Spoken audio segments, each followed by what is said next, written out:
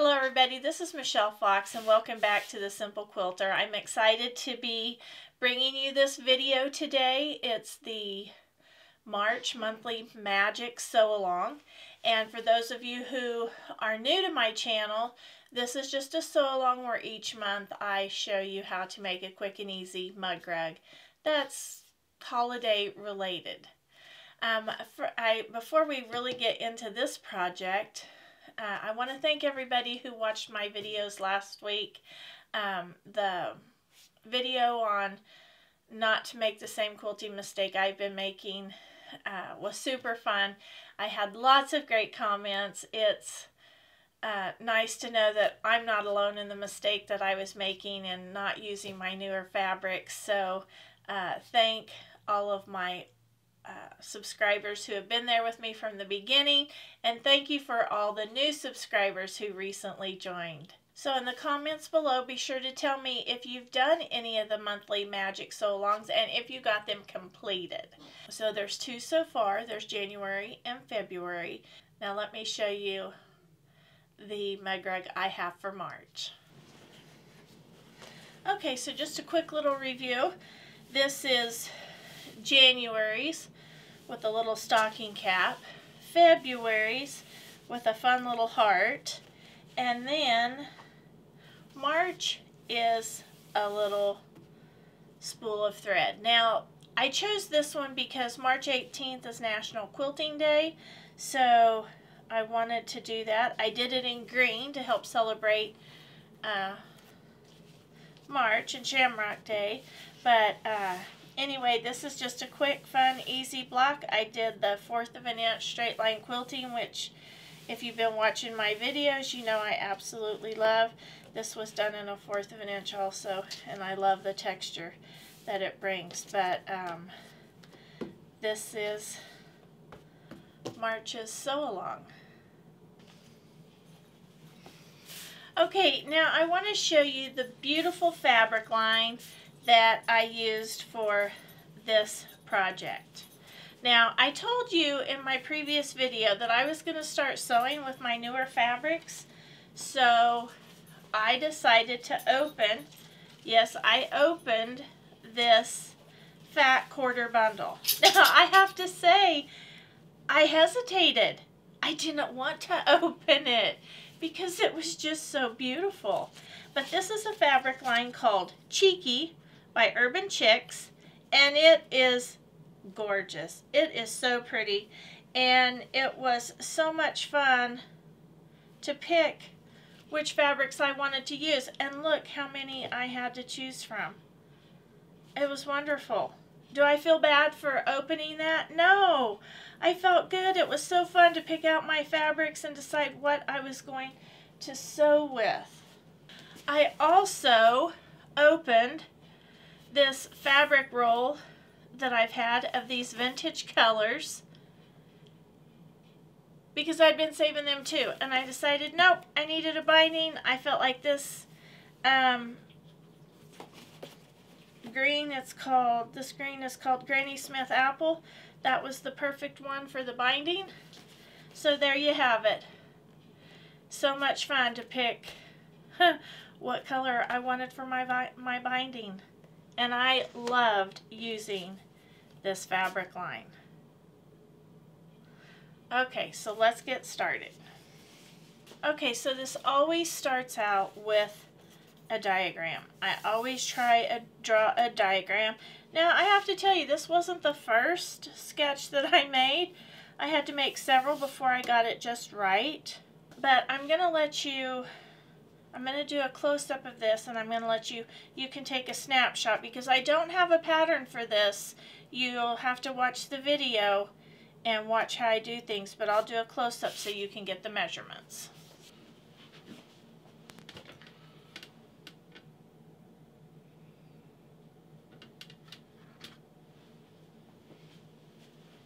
Okay, so you can take a snapshot of that and get all of the measurements, and then if you'll continue watching, I'll show you which pieces you need to cut.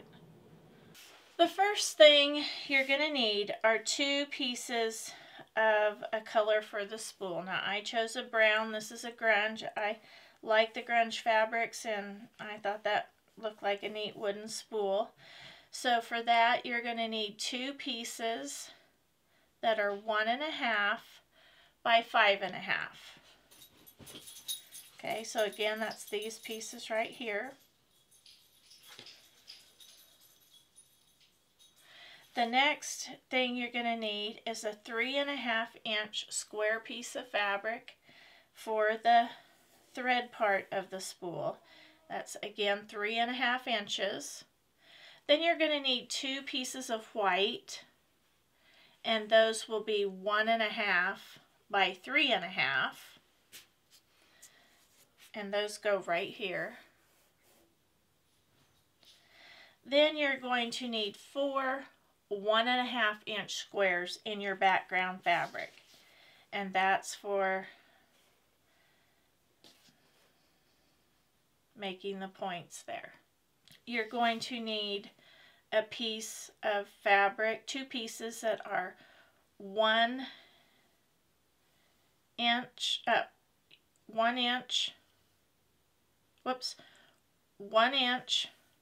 5.5 inches on these pieces here. You're going to need 2 pieces that are 1 by 6.5 inches here. And then for these colorful pieces, you are going to need 4 pieces that are 1 3/4 by 4 inches. And you'll need 5. I'm sorry, not 4, but you'll need 5 of those. And it's kind of fun to play with, you know, the positioning of the fabric, and you can audition your fabrics. Okay, I want to show you my test block because I decided to use my darks to do a test block. So if you like dark fabrics, I did just use my scraps for this one, but there you have it. That was my test block. And again, I just pulled those from my scrap bin. Okay, so the first thing we're going to do, we're going to create the wooden spool. And what you're going to do is you're going to take your squares and you're just going to draw a line from point to point on the wrong side of your squares. And you're just going to do that for all of your squares. Now, I feel sure some of you will ask about this. This is a little portable booklet that I made, and I do have a video out on that. I'll put a link for that up above. But this is one of my quilt supplies that I just really use a lot. Okay. So once you have those lines drawn, then you're just going to take them and you're just going to pin them onto your brown strip. Just going to pin them on there.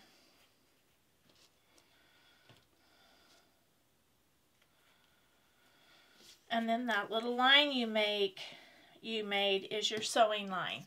Now I do like to sew just a little bit under that on the side that you're going to cut off. Just 1 line width stitch line below that line. That way your point doesn't end up short. Okay, so you're going to do that on both of them.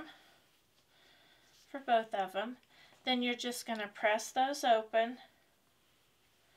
You're going to press them open and you're just going to trim off the corner.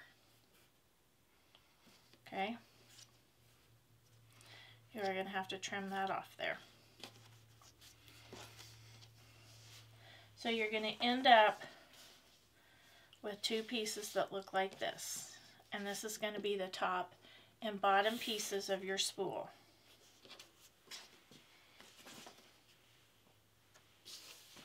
Okay, the next thing you're going to do, you're going to take your 3.5 inch square and your 1.5 and 3.5 inch background pieces, you're going to pin those on.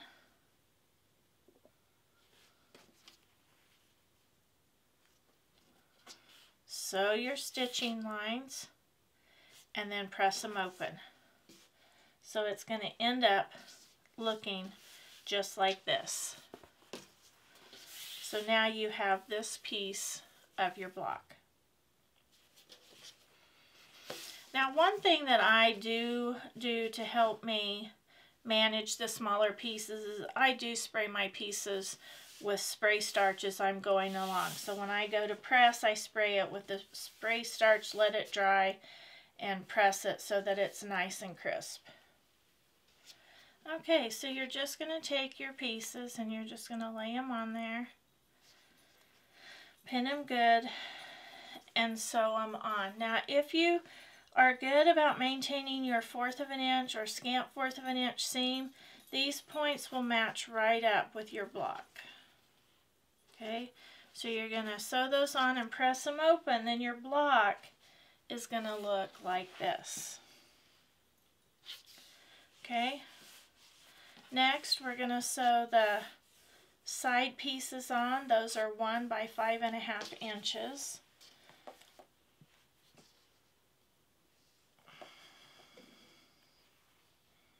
You're going to sew that on. And then you're going to sew these on.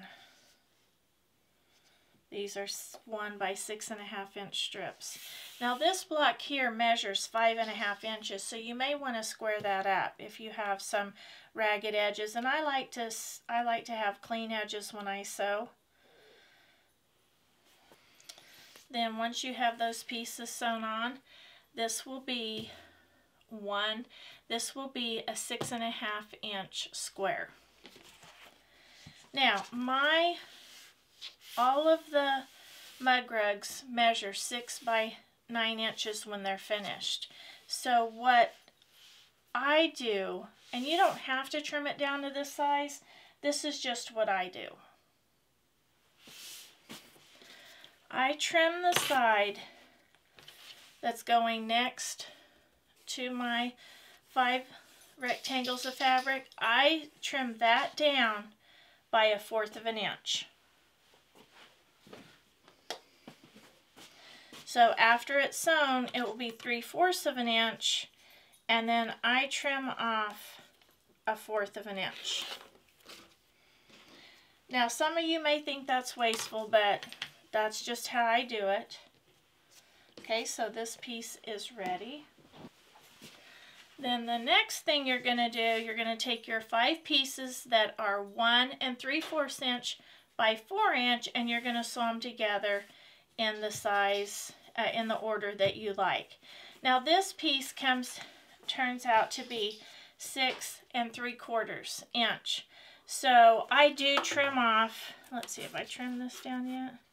See, that's 6 3/4. So I trim off from the ends, I trim off 1/8 of an inch.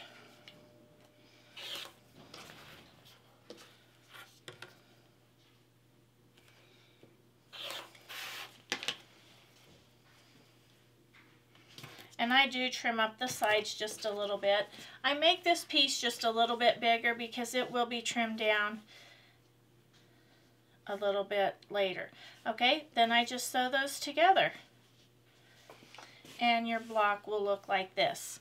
Now, this block is bigger. This piece is bigger than 6 by 9. And I make it a little bit bigger and leave it a little bit bigger until after I've quilted it. Now, my backing piece I cut at 9 by 11. My batting piece I cut to be 8 by 10.5. And I spray baste these. I have video out on how to spray baste. And then I just put that on there, spray baste those, and then I quilt it. Then when I'm done quilting, I trim this up to be 6 by 9. So you're going to be trimming a little bit off there, a little bit off here, I trim 1/4 of an inch off there so that the sides are symmetrical. You can see there's an equal amount on both sides, and then I trim a little bit off here.